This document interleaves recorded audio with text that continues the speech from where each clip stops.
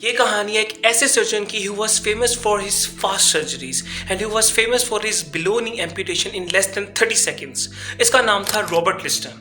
He was born in 1794 in a village of Scotland और 14 साल की उम्र में उसने यूनिवर्सिटी ऑफ एडिनबरा में दाखिला लिया और 1810 के अंदर उसने अपनी मेडिकल ट्रेनिंग शुरू की.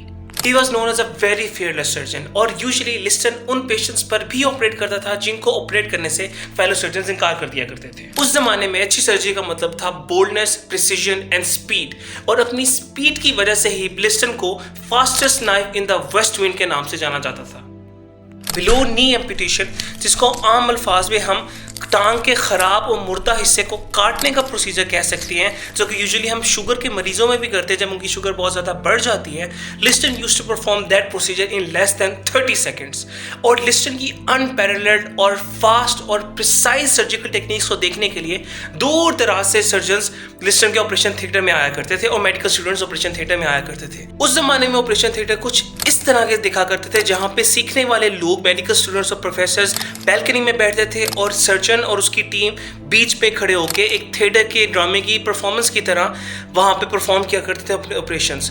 क्योंकि थिएटर दिखते इस किस्म के थे, दैट्स व्हाई आज हम ऑपरेशन थिएटर्स को ऑपरेशन थिएटर्स कहते हैं, जो कि ये टर्म यूजुअली अब ऑपरेटिंग रूम से रिप्लेस हो चुकी है. लिस्टन के कॉलीग्स के मुताबिक Liston used to enter into the operating theatre with a rock star presence और जब मरीज तैयार हो जाता था सर्जरी करने के लिए तो वो बैल्कनी में बैठे मेडिकल स्टूडेंट्स को देखते थे, उनको कहा करते थे टाइम मी जेंटलमैन, टाइम मी.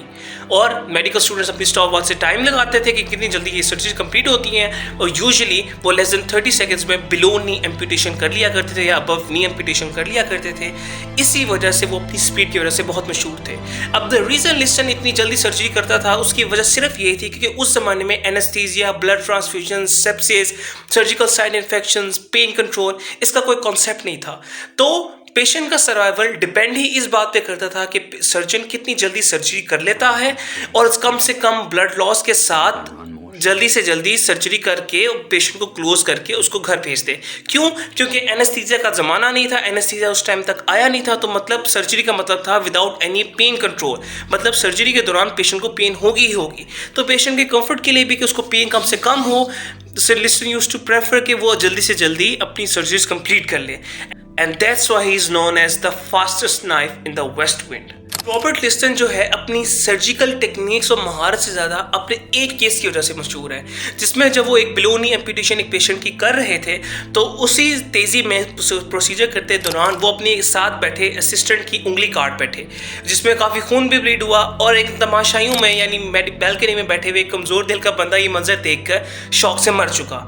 अब this is the only case in medical history जहाँ पे 300% मोर्टेलिटी रेट है.